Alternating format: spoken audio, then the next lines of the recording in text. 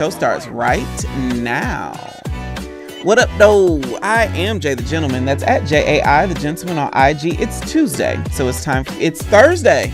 It's Thursday, so it's a time for a new episode of Dear Black Gay Men in the Morning. And just like with all of our content, it's hopefully this midweek reminder of how dope it is to be black gay men who love black gay men. It's Pride Month. And that means that we're celebrating all things LGBTQ all month long. And while we are a culture of shared experiences, this does not mean we all celebrate the same. Some people use pride to gather and others use it to gobble. You see what I did there?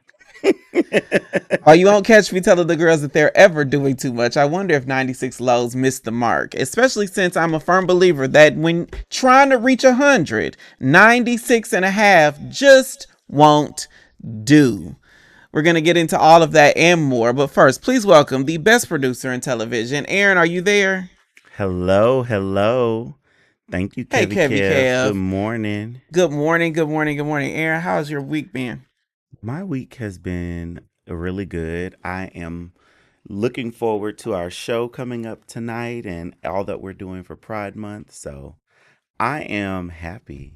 It's a big week here on Dear Black Gay Men. So everybody knows that we are preparing for our live show that is happening tonight. And we partnered with the organization called NASM. They are a HIV and health service organization here in the city. They have a space that we are going to be renting out for the full month. NASM has been an amazing partner. I want to shout out to them in all the things, but we will be there tonight. The doors open at 7. The show starts at 8. It is going to be a time. I think we have like 2 tickets left or something. The DBGN fam has showed up and showed out for this one. So I really am excited about that. But I will tell you, I have had a interesting week. Are you ready for what I've been going through, Aaron? Okay. So I have very in the middle of nothing. I said last week that I got a man now, and I have gotten so many messages about, oh, who's taking you off the market? Mm-hmm. You know who it is. I know who it is. Girl. Yes, Aaron knows who it is. But yes, I got a man now. If it's one thing I could do, I could play stupid, okay? So we met in January. It is now June. And we made it official a couple weeks ago. And I am happy. I am happier than I have been in a very long periodically time. And I'm excited about it. I'm happy that you're happy, friend, because you deserve it, okay? You know, I be trying to tell the people that love is out there waiting for them. It's looking for you if you're looking for it. It is. I just I'm realizing like now when I turn, I'm not looking at you on the screen. Like I'm looking off. I'm like, hold up, camera. It's because you're new to this on screen stuff. You've been the behind the scenes guru that now you're like on the screen. Right. But I know I'm gonna fix that real quick. Yes. So Aaron has had great news last week. He celebrated this past weekend. So shout out to that. I have a new boo that I'm very excited about. I will not tell y'all his real name, and he will not be on the show anytime soon. So brace yourself. I'll be talking about him, but I will not be letting y'all talk to him. Grand Rising, he's one of our new members. Congrats. Yes. Thank you, Rolando. Grand Rising, Pink. Oh, it's an emoji in there that we can't see. I think so. Thank you, Tail. So I'm very, very, very excited. I think that a big component of relationships in our culture is finding your tribe that can support your love story. And so because of Aaron and my best friend McQuan and the team here at DBGM, I think that I am probably now set up better now to date someone, to be with someone than I have ever been. Yeah. Aww, that's so sweet. Yeah. Like having a relationship where you can't bring your man around, that's the pits. And I've been there where either my man don't want to come around. He does have a code name. If you follow us on Substack, you know what it is. But what's his sign? He is a Leo. The funny thing, never mind. I ain't gonna say. I'm here to say it. I could never, I won't say I could never see you with a Leo, but I'm just gonna say you have your hands full. Full. And see, the irony is um if I could just tell y'all a little bit about the story without creating a whole episode of the podcast. But he and I have both evolved. I can see a marked evolution in who he is as he interacts with me and who I am as I interact with him. It is not a change. I don't think I hope he would say that we have not changed for each other, but I think that we are getting better. I feel myself being more of me because of him and the lessons that I'm learning in this process, and I would hope that he would say the same. So yes, Leos are a handful, but some of my favorite people are Leos. My sister's a Leo, my niece is a Leo, he is a Leo. Mhm. Chaotic said, what flavor of Leo? So I don't know about the flavors of Leo. I know about flavors of Virgo because I am Virgo. Like a August Virgo is very different than a September Virgo. Is a March Aries different than a April Aries? Somewhat. I feel like the April Aries, we might just be just a tad bit more crazy. I mean, there's two of y'all on the team. I know how crazy y'all can get. Yeah. So, but the March Aries, mm, I only know like a couple March Aries. Actually, one of my good friends is a March One of Aries. my closest friends is a March Aries. Yeah. And he's crazy. Yeah. And I got a cousin who's a March Aries too. But they are born on the same day, same year, but they are so different. My cousin Melina and my good friend Titi, very different, even though they are same day, same year. Everybody sending thoughts and prayers, Leo's a while. Now, don't be talking about my man now. Hold on, here's what I understand the comedic value, but don't be talking about my man now. Don't have me jumping through this screen, cause my man, my man, my my man, my man, my man. man, that's my man. I'm gonna stick beside him.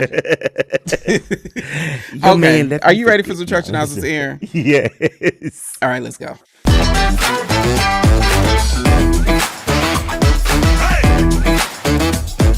Forward and oh, I'm supposed to be.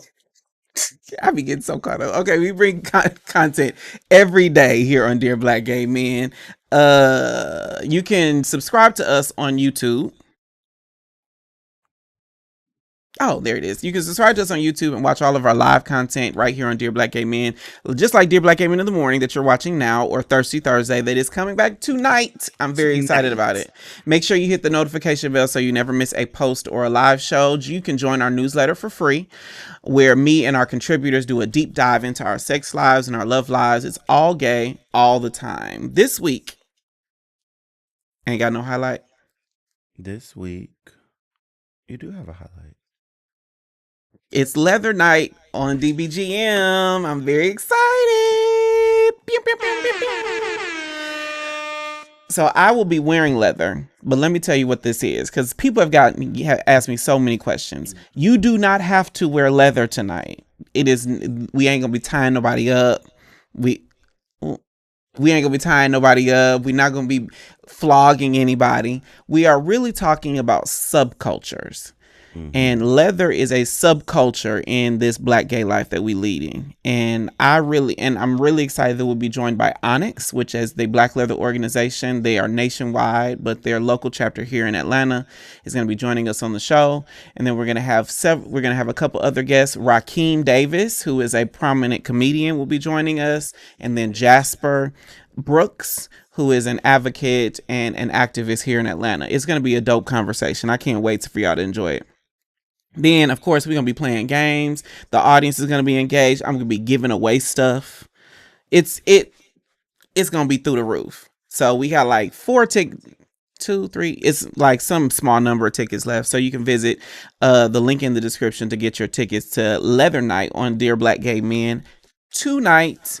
I'm very, very excited. But of course, remember, we go live every Tuesday and Thursday right here on Dear Black Gay Men in the morning at 11 a.m. Eastern, 8 a.m. Pacific. Then we have new content every day on our Substack. You can join for free at dearblackgaymen.substack.com.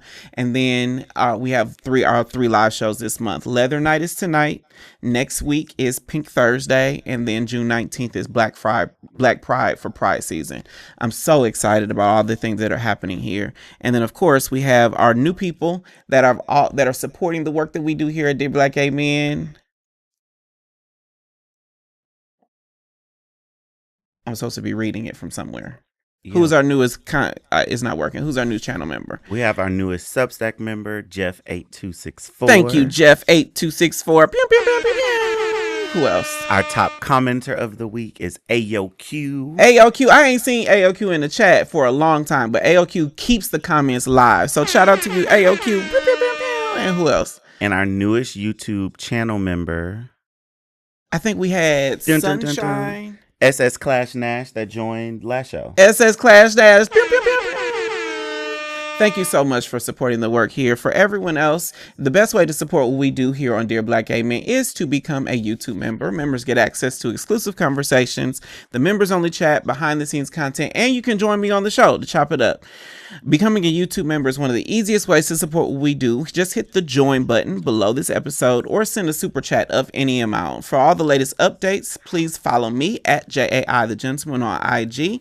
That concludes our church announcements. Please govern thyself accordingly, and we will be right back. I've been in the gym so I could do two things. It's one, thirst trap on the internet, and look good for my man when I find one. And that's why I'm excited that support for Dear Black Gay Men comes from Twillery. Black men, whether you're in the gym, like me, or blessed with good genetics, like me, carry our weight in a couple key spots that can make suits and slacks hard to fit and uncomfortable to wear without either having to size up or break the bank in tailoring. But Twillery answers the fit problem with their performance fabrics. It's the right fit for the tailored look and just enough stretch for comfort and breathability. I'm wearing right now the solid performance polo that hugs my chest and arms while tapering just enough at the waist to show off the good parts. Twillery carries suiting, polos, button-ups, and everything to impress at the job or knock someone's socks off on a date. And you can shop for the perfect fit right now at Twillery.com, and we've got a special offer for the DBGM family. Take $18 off your first order by using code M300J.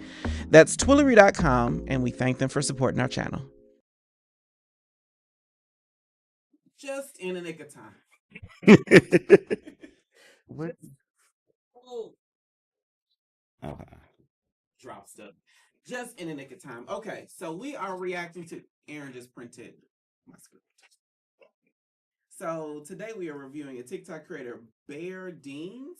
Yes. Bear Deans and his take on 96 Levels viral moment. Aaron, can I put Aaron up here? Yes. Put you up here. That one. There we go. Okay, you got some lower thirds to go with that. Let's see. Do I have lower thirds?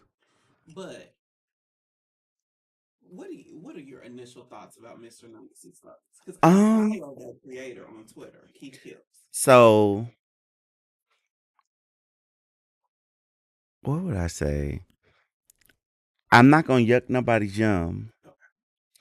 It did. So I watched the trailer because somebody on the team showed me the where to find it, and I watched the trailer, and it didn't look like it was like 96 men that was nutting in him. There were a couple, duplicates, two timers, different things. There are many people who are multiples.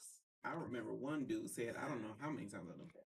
Yeah. So I'm not gonna lie that there's that euphoric feeling when the climax happens inside of you. But do I want it to happen 96 times? I don't know about that. So I've never been, nobody's ever come inside me. So I don't know what that feels like. Really? Never. Could you do like, well, you told me, I mean, not you told me, you told Substack that you went to the park and did something 8 times. I made several people come, but that was 8 different people that I made them come. Okay. That wasn't you coming 8 times. And then I've been in situations where I have come several. Oh, you turned your mic off. And then I've been in situations where I have come several times. I think y'all in the chat. That was letting me know that they can't hear me. Yes. But I have never, no one has ever busted a nut inside me. What does that feel like? People in the chat. Not them knowing our production. They know that with the light is off, they know that means that the mic ain't on. Okay, got it. What does that feel like though? Hold on, say the question again. When somebody comes inside you, what does it feel like? I legitimately have no clue. Okay, so think about like, oh, this is gonna be real. I'm gonna keep it somewhat PG-13. Keep it YouTube friendly. Yes, YouTube friendly. When the insertion it's happening, there's this, it's like a mix of pleasure and pain, right? Okay. There's like, of course there's and then like some of your pleasure spots there, like if it's like hitting it and hitting it and hitting The it, prostate. yes, you just feel a lot of like intense emotions. Y'all can finally see him because I was like, I wish people could see these body motions you are doing. It's The body roll. and so when that final thing hits, and it's like it because again, your climax has some distance to it. Dis- so it go all up in there and go to distance, and I hope Panthro is in the just chat. warm it all up. Oh, because Panthro was the person who ushered me back into bottomhood. Thank you, I Panthro. Again, we are trying to set the girls free here on Dear Black Gay Men. And so I don't know what it's like for someone to come inside me. I don't know what it's like. Y'all ever see any of the alien movies when that nasty parasite thing gets inside them swimming around and stuff? It feels like that. Okay. And so now I don't want to be invasive, but That too. Chaotic J, it feels like you can feel the wee wee pulsing and a sudden rush of warmth as the Dick Henny splash on your insides. Like a Henny margarita? It feels like a STI on the way. Marlo, we not gonna slut shame. Now I will say, because we had a dude on the podcast. His name is Willie. Willie was on and he was talking about prep because he was on prep, I'm on prep, and then DoxyPEP added to the chat in the end. And he was saying that he is a lot more sexually adventurous because of prep. Like things like 96 loads. Now, granted enough, I don't know that Willie was ever saying he would do that or participate in something like that, but we both agreed that we be outside and a lot more adventurous because of the things that we do to either prevent disease or manage it. So Mari says, low key, I don't think it feels like anything. Huh. So now, granted, neither Aaron nor I, and I'm not going to ask y'all in the chat to be this vulnerable, but I don't think either of us have done 96 loads. But I just wonder if that's what one load feels like. I wonder, is this the same feeling over and over again? Does it deep? Does it minimize? Yeah. Does it get more intensified? You know how they say you chasing that high, and the no high ever feels like the first high. But I also think that 96 loads doesn't, like the time that I made several people come. It wasn't the come that I was chasing. It was I wanted to give them that experience. Or when I bust several nuts, each one of those in a night or in a session does a different job. Like one nut might be I want to connect with you and the sex is more intense and passionate. Another might be I'm busting down Tatiana and trying to break the back end. And another might be, so it's very different experiences as I'm doing it, even if I'm doing it with the same person. That's true. All right, let's get to this reaction. This is, hold on one. Yeah, go ahead. This creator's name is Bear Deans. He, she, or they, I haven't seen it, so I don't know, but he, she, or they is a TikTok creator, and this is their take on 96 lows. You ready for this, Aaron? Yes. All right, here we go. Aren't afraid of STDs enough for me.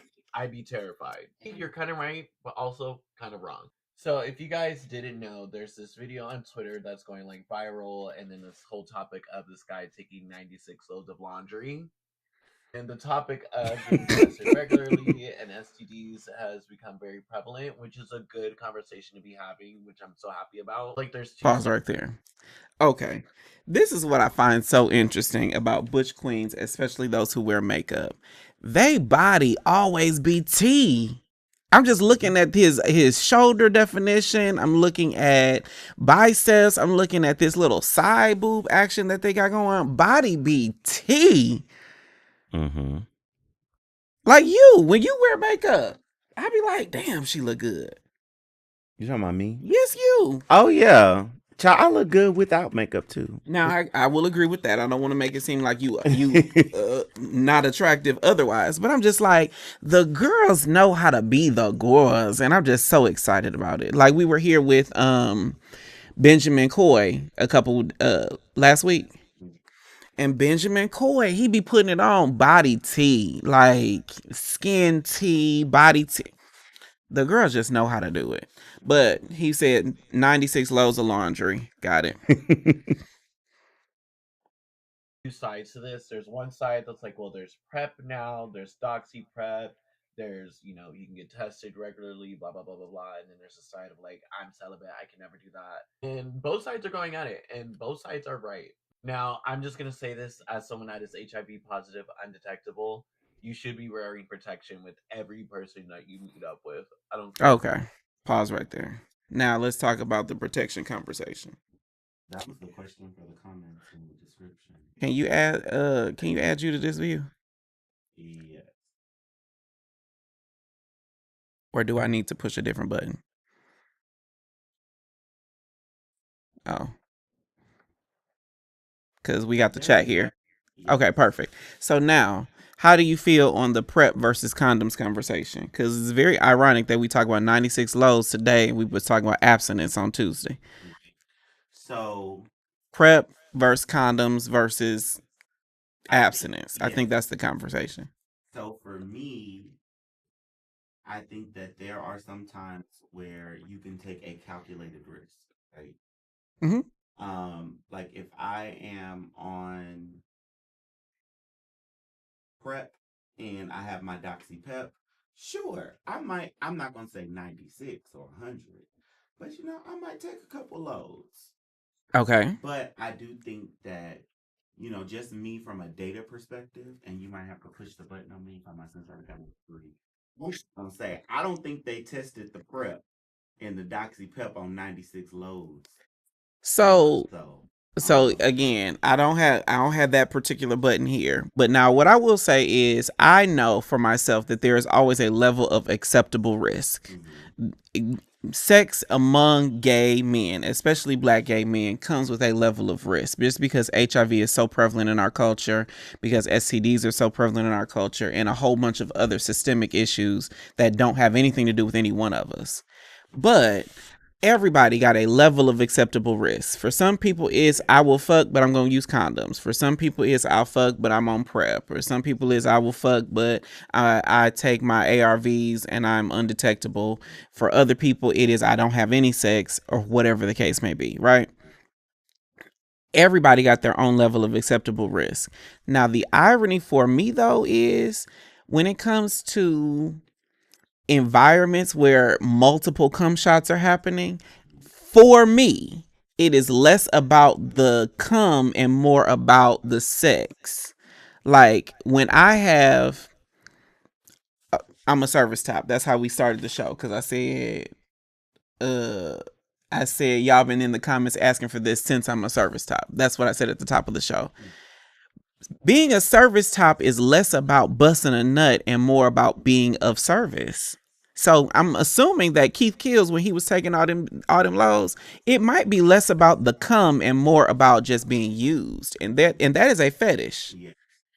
Yes, but we never know what it is, because one person in the comments asked, "Is that sexual liberation or is that sexual addiction?" We don't know. We don't know. Or is it employment? Because, I mean, he is a content creator. And I'm pretty sure he probably done cleared a bag. People was on Twitter talking about it's $12 for the pay-per-view. I mean, however he decided to make his money, if that is his body, his choice.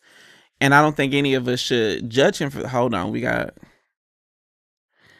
PrEP versus condoms, so it's not on top of your name's on top of it. What does it say? PrEP versus condoms, so people don't care about HPV and herpes. I'm glad you added that to the chat, Trey Carter.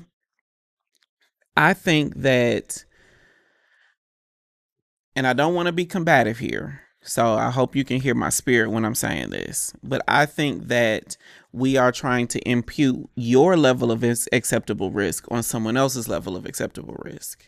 Like if Keith Kills is out here taking 96 loads, and that is an acceptable behavior for him, he may not be as concerned about things that you are concerned about. Sure, HPV, herpes, and a myriad of other things are possible.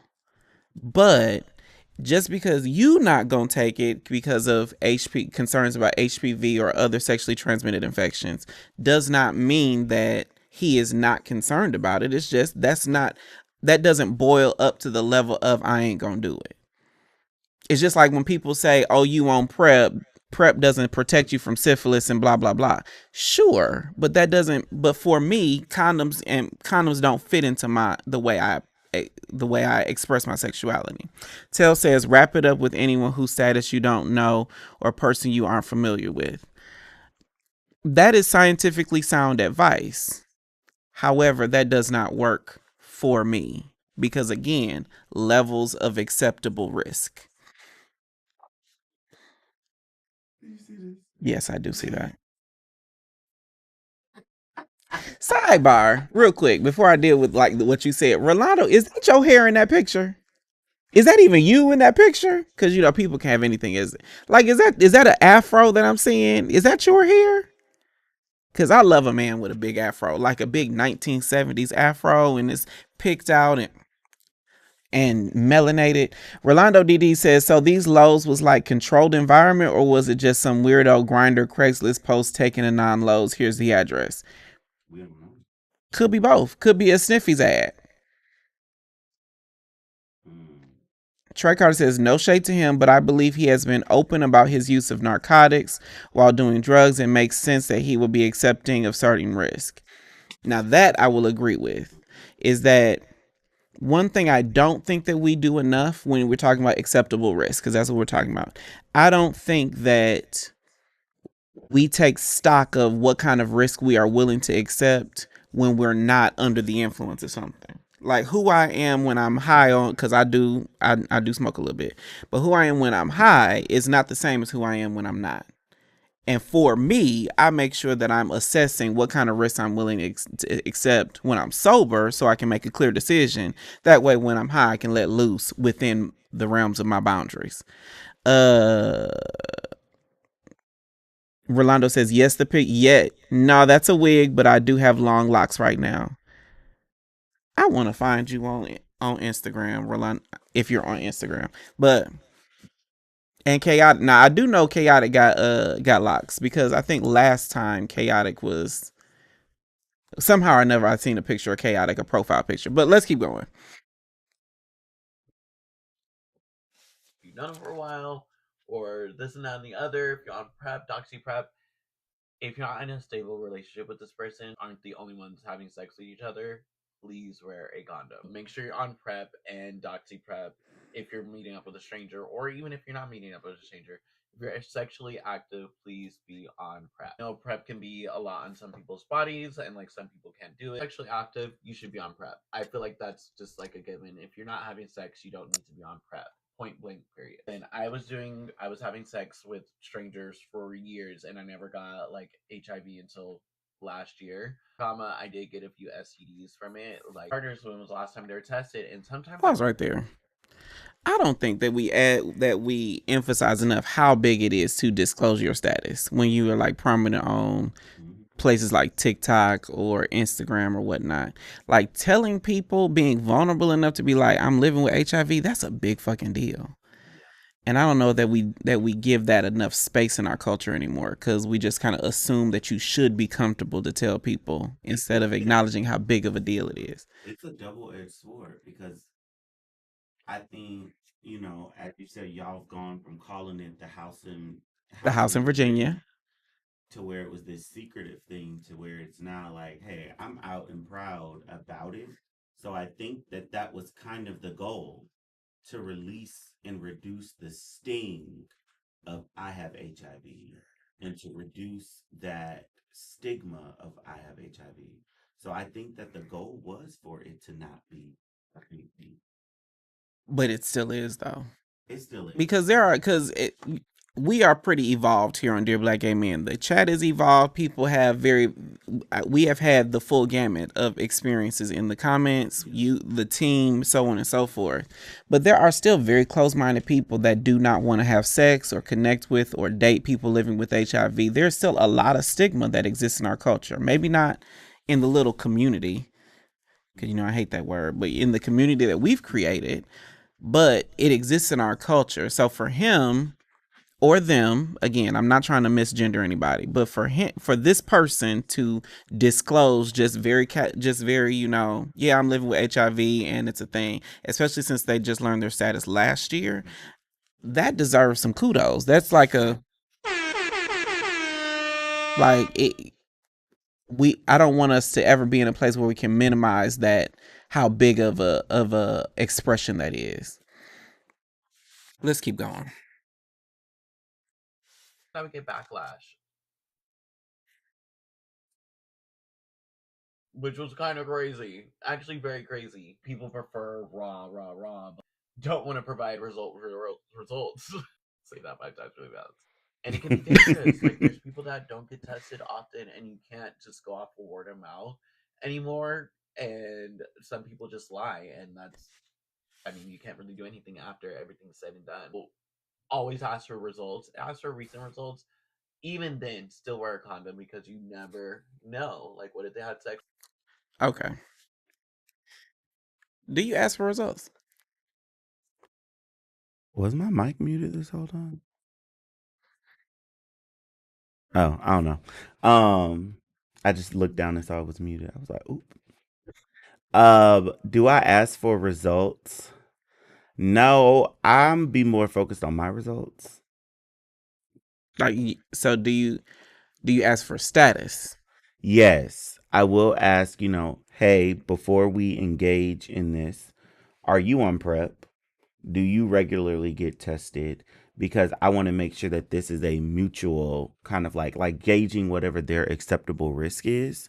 So like, I want to be like, hey, I'm what's the word? Not a floozy, but like, I tell people I'm an ethical slut. Yes, I like to have sex. So I want you to know what you're getting into, and I want to understand what your acceptable risk is. Because I'm just like, people are like, oh, who was the last person you had sex with? I don't know. I mean, I do know, but I don't know. There are times where I don't know either. I Yeah, mean, when so you having multiple people in the same day, of course I ain't gonna keep track of all of that. And the irony for me, and I hope I don't get canceled, and I hope y'all don't cuss me out in the chat, but I don't ask for results anymore. And I have a reason why. Would you like to know? yes. Okay, so I'm gonna tell y'all my story of how I got on PrEP. 10 years ago. Well, no, it's like 15 years ago now. I was dating someone at the time. This person identified as a he, so I'm going to use masculine pronouns. But he lived in Houston, I lived in Dallas, and I was a condoms only person. But when I was condoms only, I had more slip ups because, it just happens in the process. You get caught up in whatever, and I would just have a slip up every once in a while, right? But the person I was dating was living with HIV. And so he told me, you're not going to put the burden of your HIV status on me completely.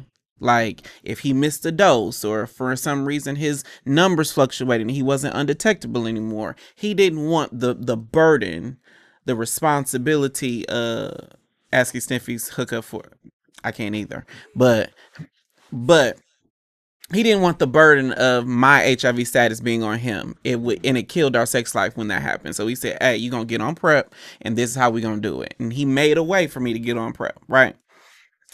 And so for a long time after that, obviously me and that particular person are no longer dating. But for a long time after that, I stopped asking about HIV test results because I was like, well, PrEP got me, so I don't really need to know your HIV status. Yeah.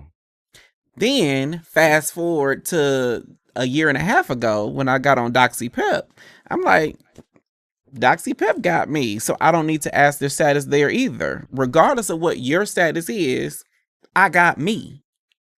So yeah, me and Doxy don't get along. That is also because you did not follow the prescription instructions. Me and Doxy don't get along. I'm still feeling the effect. Do you want to tell the story about that? So y'all, reading comprehension is low for Reading is me. a powerful thing. It's low for me in the mornings. And so like it was like the day after I had some good unprotected sex. And I was like, "Oh, I have Doxy now. Let me take this DoxyPEP." So I read it and it says take 2 dosages. So I'm thinking it's like, "Oh, take 1 dosage today and 1 dosage tomorrow, like 1 pill." Right? So I took 1 pill and then I read the bottle later in the day and it was like, "Oh, a dose is 2 pills." So I'm thinking I was supposed to take 2 pills twice. So the next day I took 2 pills and then the next day I took 2 pills. And so like I'm in a meeting with Jay and I just feel my body like I just feel like I'm dying. And I'm like, "What is going on?" So I go into we was at Whole Foods. So I go in Whole Foods and I get me some probiotics and all of this stuff and I'm like, "Okay, I'm gonna be better." Child, like literally I was down for like a week or 2 and it was just He was horrible. out of commission Just because he took out. too much of the thing I took 5, like literally you were just I was for the doxy I was just supposed to take 2 pills and that's it with food. with food. Now, my problem was I took, because prep, you don't, when I first got on prep, when I was on Truvada, you didn't have to take prep with food. Oh. And so I'm thinking it works like prep. So I just pop the pills right after I get done. But no, I need to eat a full meal in order to take them 2 pills. Yes. And I You have to need take like a it at good the end of the meal. You need a good Waffle House meal on your Oh stomach yeah, in with order to some take hash browns DoxyPEP. smothered and covered and capped. Yeah. So it's and all the basically things. like, after you done did your bottom fast, after you had that sex, just go ahead and eat your food Eat. and then pop that Doxy. And now, again, I hope I don't get canceled for saying this, but if I'm gonna go through all of that for Doxy, then I'm gonna make sure the sex was worth it. Yes. And to that end, I'll be like, if it took 96 slows for him to be like, this is worth the Doxy now, I'm like, okay, that makes sense. Yeah. Like I will have for me, this is my process, and I'm just being candid here. Like, I'll make sure I have an eventful weekend and then pop Doxy Monday morning. Because they say up to 72 hours after an exposure. So if I have a Saturday and a Sunday, Monday morning with my breakfast, I will do exactly that. I'll head to Waffle House. I will get me an all-star, all-American. Whatever you get at Waffle House, a double waffle, double hash browns, smothered and covered and capped, eggs scrambled, hard, with white toast and mixed berry jelly. Not you calling out this whole order. And then before I leave there, I'll take my little I have it in a little napkin, just like my granddaddy used to do. Have my little napkin, and I will pop my pills and go about my business and live my best life. Oh, I haven't shown you. I got this new pill organizer. It is so cute. And it like folds up and I can put it in my purse and I have like everything. Like I have my daily pills and then I have my general pills, like your Tylenols, your allergy medicine, and like And the see, I don't refills for all of it. After I got off of 1-a-day prep, I hate taking a pill. I'm on injectable prep now. I hate taking pills. So I was So I carry around BC powder. Yes. And like if I have to take a vitamin, I try to find a gummy. I can't stand a pill. What does that message say? That last comment. Rolando is talking about the horse market events. Oh, okay. Do you know what horse market events are? No. What is that? It's what he said right here. They have events all around the country year round. They verify paperwork and people have to wear certain items to let you know if you prefer condoms or not. It's pretty dope. So it sounds like a sex like party? A sex party? That's what it sounds like. Okay. Well, let's keep going. Let's see what Bear Deans is saying. Mm-hmm. Someone before you and they had an STD, but on the other hand, I don't like that people are shaming people for being sexually active. Like, it's a natural thing. You shouldn't be shaming someone for having a 304 phase or like shaming them for that. Like, if people are gonna do what people are gonna do, we're all men in the gay community. We all have like a high testosterone, a high sex drive. Do you know what a 304 phase is? A hoe? A hoe phase? 304 on the calculator?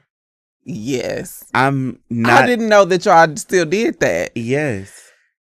How else was we supposed to cuss people out in class? Like, I remember having calculator, you would type boobies and then turn it upside down. It's like 8008, like whatever the letters. I didn't know y'all did that. Aaron better carry his medication around in his pocketbook.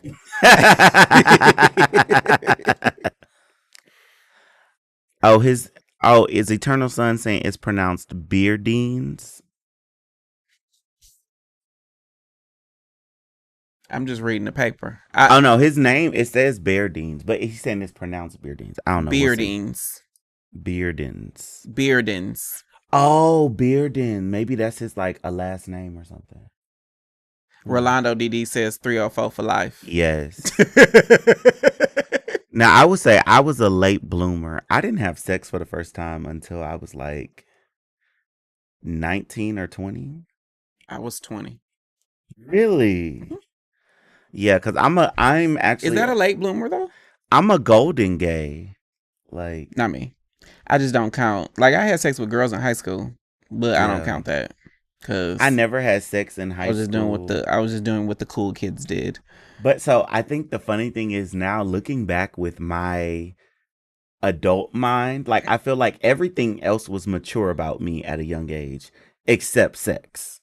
Like Right. sexually, I was very much like, ew, like no, I'm not trying to have the blue waffles or the all, you know how they showed y'all the STDs in health class. I wasn't trying to get none of that. I was like, no, I'm saving myself for Jesus, but really in the back of my head, I'm saving myself for that nuke.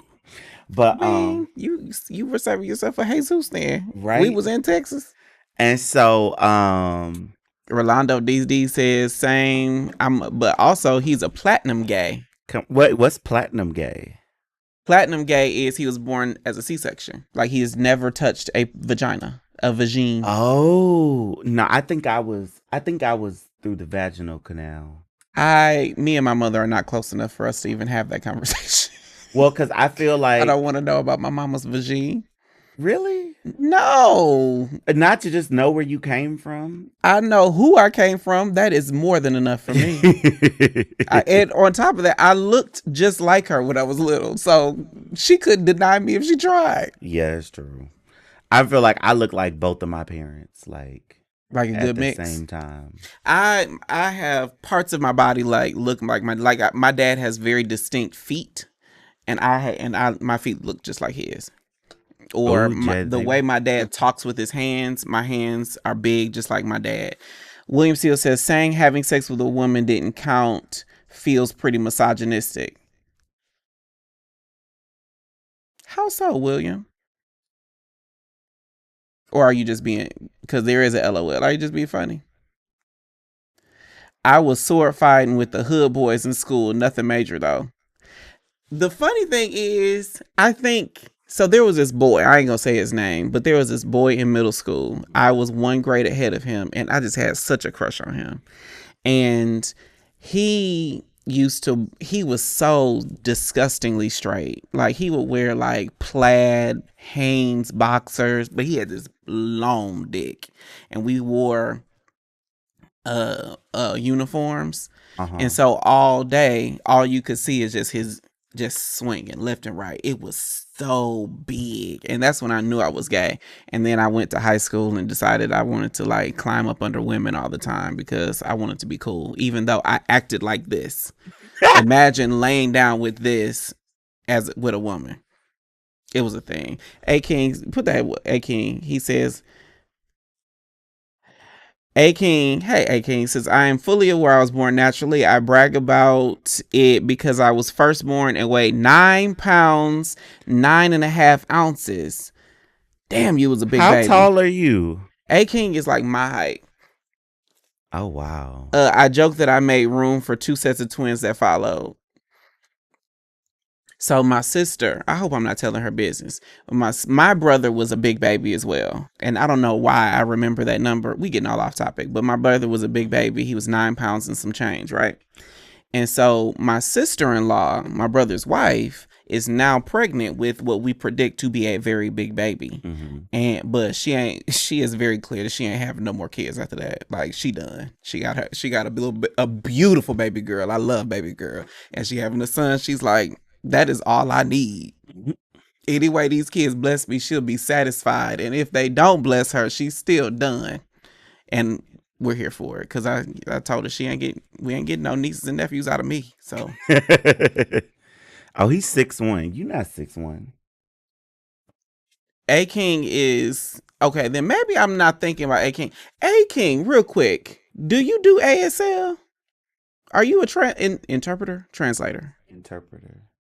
Interpreter is ASL. Translator is like a different language. Because if you're not, then I'm thinking of a different person. Okay, poor Cootie. Got it. Let's keep going. We are clearly off the rails. I feel like we shouldn't be shamed for that, because then that looks bad on our end. I feel like we should be sex positive, but also educated on sex properly. Make sure we're wearing a condom, making sure that we're on PrEP, DoxyPEP, if we're going to be sexually active, and making sure that we are keeping up to date with our results. That is so imperative. There's these things. The funny thing about this. So normally, I'm not today, but normally I'm wearing okay, A King, the little profile picture looks similar to somebody else. My bad for confusing you. No offense. The person I'm thinking about is very attractive. So if that's any consolation, that means you cute. But I wear makeup on this show, but my makeup don't never look like his. Am I doing it wrong? Wear foundation, or I wear a foundation. I wear a little concealer, and I wear some powder to keep the shine off. Clearly, I'm shiny like right here. I wear it right here. Baby, he has highlight, contour. But I'm like, am I doing it wrong? No, you are at step 2 and he's at step 15. Okay. I'll give you that. Because I learned so I used to be an ambassador for MAC Cosmetics, the MAC AIDS Fund.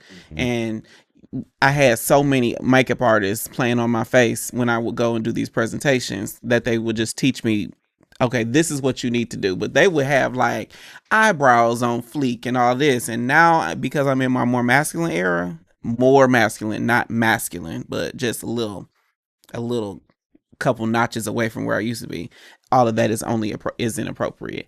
Shamar Will says, holla at your boy, that they remember there's nothing unforgettable, especially the how many times we did it. Okay, there's a whole conversation. You're talking about the sword fighting with the hood boys. So I grew up in the Cinemax days, where if you stay up late enough, you can see a little nip slip. And there used to be this show called MTV After Dark. Was it After Dark? Where it was like like a web series, but it was super sexual. Mm-hmm. And so I had a friend that I would go over his house because he got all the premium channels. And so we would stay up on like Friday night during the sleepover and watch Cinemax. And I think that we were looking at different things at Cinemax. Yes. I think. But he would always invite me over and nobody else. So I was like, maybe we are looking at the same thing. Yeah. I don't know. So what I noticed on Cinemax was I was looking at the thing that I was looking for never showed up. That's what I would say. Okay. Because I felt like on Cinemax, they always kind of like highlighted titties. And yes, they did highlight a lot of titties. But every time there was a little testicle or a bulge or something, I was locked in. But the reason I brought that up is because we did a little sword fighting back then. We was like 12, 13 years old. Well, we did a little sword fighting back then because, I mean, that's the one, Marla. The sausages got to go somewhere. That's the one that I remember. HBO Real Sex. That was a little after because by then I actually had HBO. So fun fact, when I graduated high school, I was 17 years old. And so I'm in freshman year, I'm 17. By the time I turned 18, I'm working at USAA and making more money than I thought I needed to make. And so when I've got my own cable, I made sure I got every fucking channel I could find. Oh, child. You want to know what's the funny thing? So I used to watch HBO Real Sex like when I'm actually having sex by the time I turn 20. When I first started in my career, as an adult, I have never paid for cable. Like, But you're ever. adult. You became an adult when Netflix was a thing. True. When I became an adult, we had dial-up connections, and you was flexing if you didn't have to have a phone cord across the floor to get internet to the computer. That's true. Because I wasn't paying for cable. I was on every site that would help me. See, it's slightly different generation. Like I saw this reel that said 80 when you born at 80 to 89, that is a distinct generation. We ain't just millennials. We something different. No, that's true.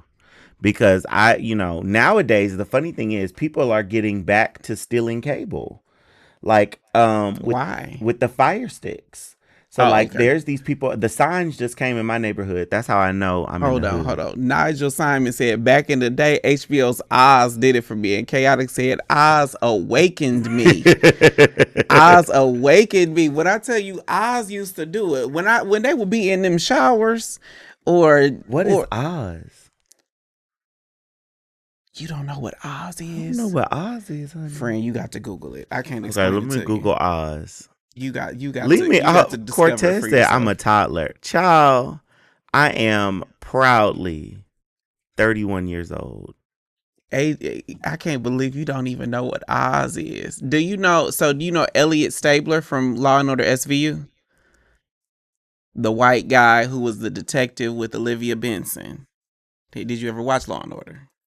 Not really. His name is Chris Maloney, but yes, I know who he is. So Chris Maloney was a character in Oz, and Oz is a drama following this male prison and all the crazy things that go in, gang violence, all of that. It's like it's like the male sex charged version of Orange is the New Black.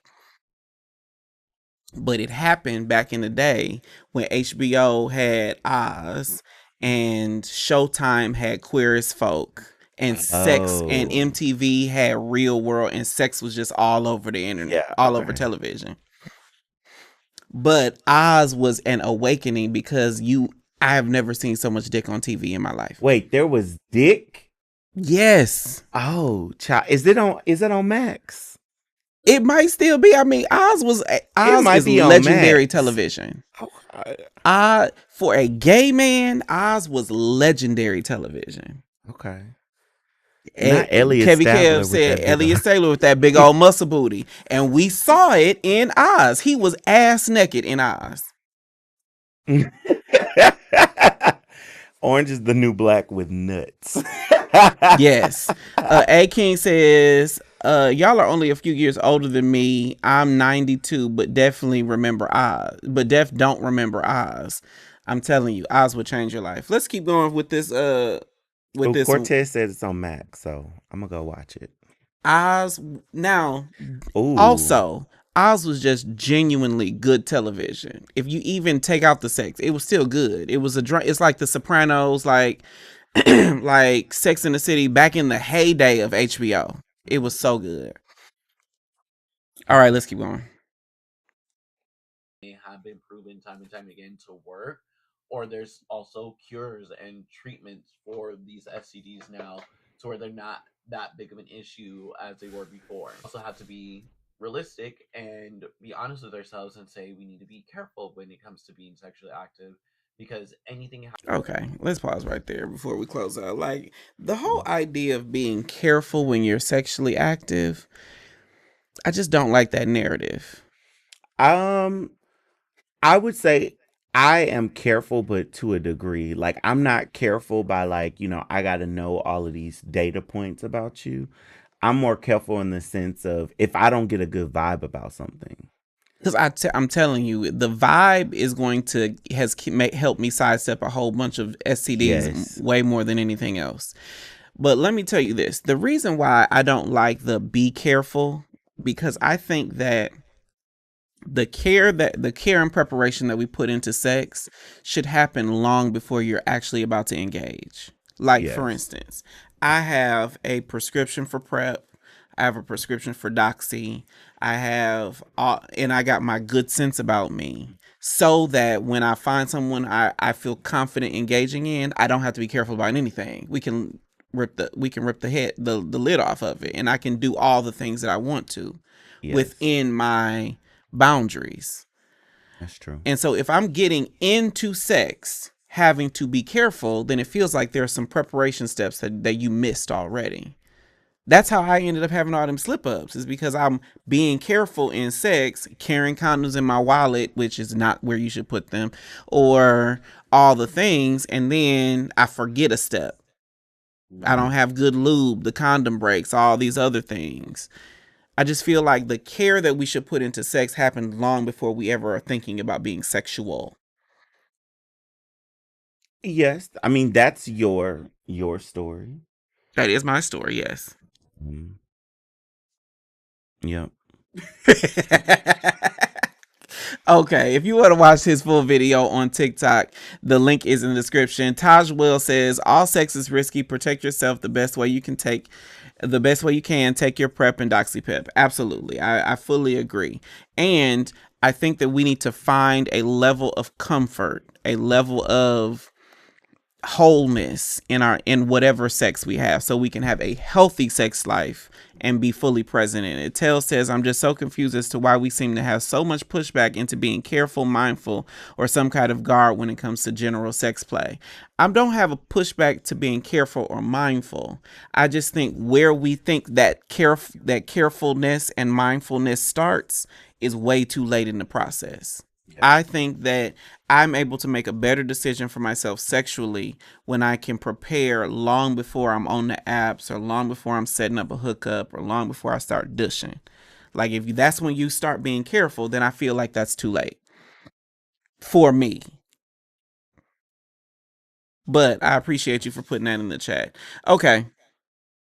You got a commercial in there? Because I don't have a button for it. You don't have a button for it? Mm-mm.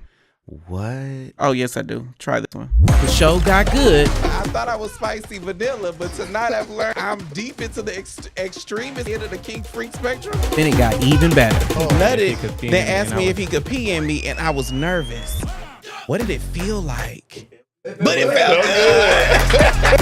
Live from the back room every Thursday on YouTube. I'm excited that we are coming back. We have a show tonight on Thursday night. I'm so excited. Okay. You ready for comment on some comments in here? Yes, let's do it. All right, hit it.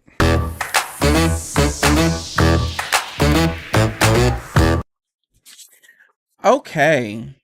I posted a note on Substack asking y'all if y'all wanted to hear more content on black men and fetishes, and I did get some really good responses. I'm going to think through this in real time with you, Aaron. You ready? Okay. Aaron doesn't even know this idea.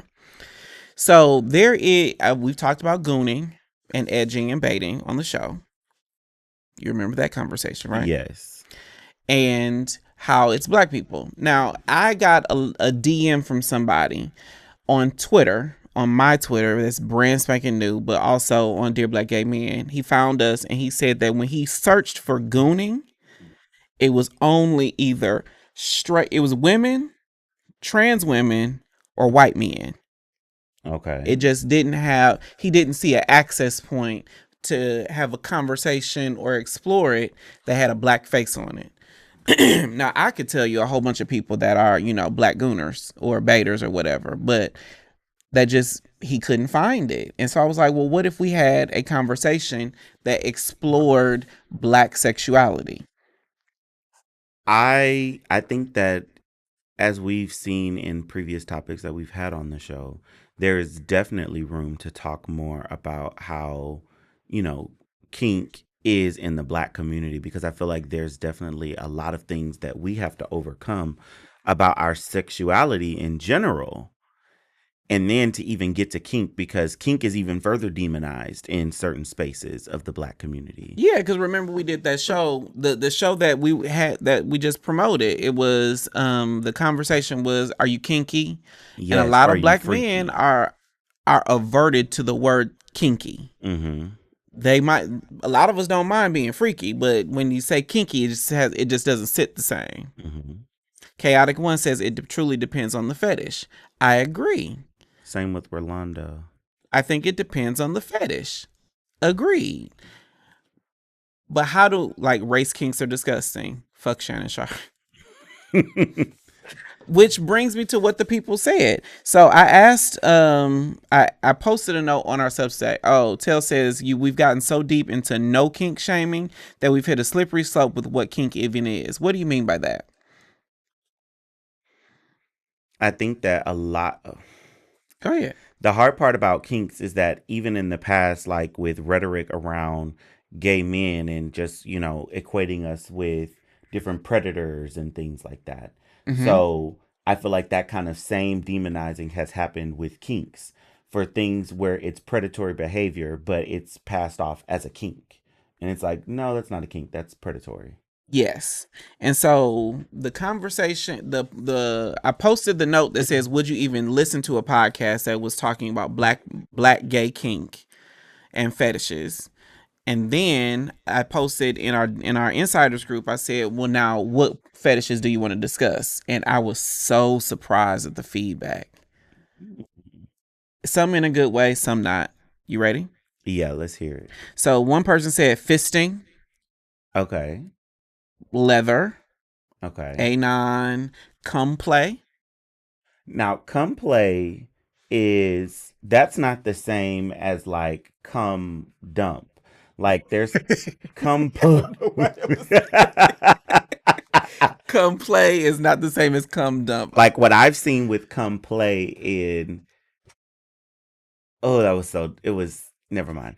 So basically where they move it to different parts of the body and parts of like snowballing. That thing, yes. I just saw that on was that David Brandon's post on Instagram? Yes, like that. Okay. Another one is chastity. Penis cages and being locked up. A total power exchange or consensual non-consent. Dabble says, for me as well, trying to be in kink spaces leads people to thinking I'm there for race play, which turned me off from exploring it more. I want to touch on race play in a second, but because that did come up several times. People were like, can we talk about race play? And here's the reason why I will not talk about race play. I think a lot of us are turned off because in our head, when we go into kink spaces, they are white dominant. Yeah.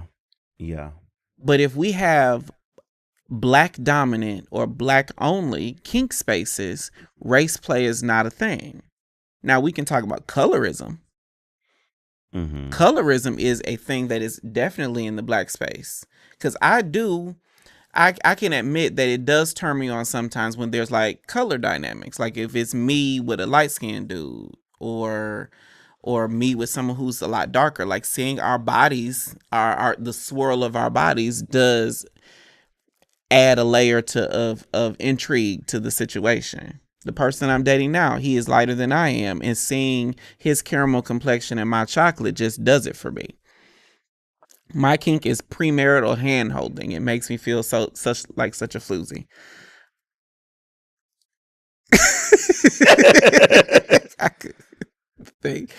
But yes, the black I'm bussing. Oh, I know who you're talking about. It's technically I'm about to buzz. I know exactly what you're talking about. His name is Dreamy. I would love to talk to Dreamy because Dreamy is straight. Yes, chastity. I live for that shit. Again, I think, but now now that y'all are in Panthro, I've done race play. Fair. Now, I love that Panthro would definitely have a Thundercat up there. Are you? You are into the Thundercats, but hear me out when I say, is pubic hair a kink? Pubic hair is a fetish. Okay, go say what you're going to say. I want to explore these things from a purely black perspective, without white gaze altogether. And that is why I'm excited about this new project that we're doing. I'm launching a podcast that is called Gooners Anonymous. Aaron is looking like, does this mean it's more work for me? The answer is no. It is no more work for you. But it's me and a gooner, an actual black gooner that I have connected with. He and I are going to be co-hosting conversations that focus on black men and kink. Not black men in white spaces, not black men under the gaze of white people, but what would our kink lives or what would our sex lives look like if we were able to center and elevate and push to the forefront black experience. So we're going to be launching that in the next coming weeks. Monday is the first episode where we talk about what is gooning. And so you'll be able to listen to it. The way to tap in is to subscribe to our Substack for free, dearblackgaymen.substack.com. The podcast is called Gooners Anonymous. It is not video because the person that I'm talking to, my co-host, does not show face. So you can only imagine what we're going to be talking about. It's so good. I'm excited. I've listened to the first several episodes. I have been surprised at some of the feedback that we've gotten from when we focus grouped it, and we are going to be releasing it starting on Monday. So tap in, dearblackgaymen.substack.com, and then you'll be able to enjoy all of that new content. Remember, we've got content every day on Substack. But let me also say this while we come back here. My goal here, Dear Black Gay Men, is to create a space where we can be the first and best resource for Black queer content. I want you to be able to log into Black Gay Men and be able to engage on every aspect of our experience here as queer people. So we will be bringing several different kinds of content. Remember, we've got the podcast on Wednesdays that I host by myself, talking about my dating life and the experience navigating the dating pool. Gooners Anonymous will go live on Mondays. It is not a live stream. It is an audio-only pre-recorded podcast, so you'll be able to access that. We've got columns like dating like in your 30s and 20s and 40s. That Aaron, I, and John, and Twink Tech Support are contributing to, among others. And then, of course, we have all of our content on YouTube where we reacting to what's happening in culture or having our own conversations on Thursday nights. So I really want this to be a place where you can get every kind of conversation that Black queer men are having, and you can see it hopefully moving us forward. I'm excited to endeavor on this with all of you, and it would never have been possible had you all not been tapped in and locked in with us in the comments, in the subscribes on YouTube, on Substack, which we just hit 1,000 Substack followers. So I'm really, really excited. The community is growing. While I do not like the word community generally, I do love y'all. And so I'm really, really excited. Where's my air horn? Aaron loves being able to do that. Okay.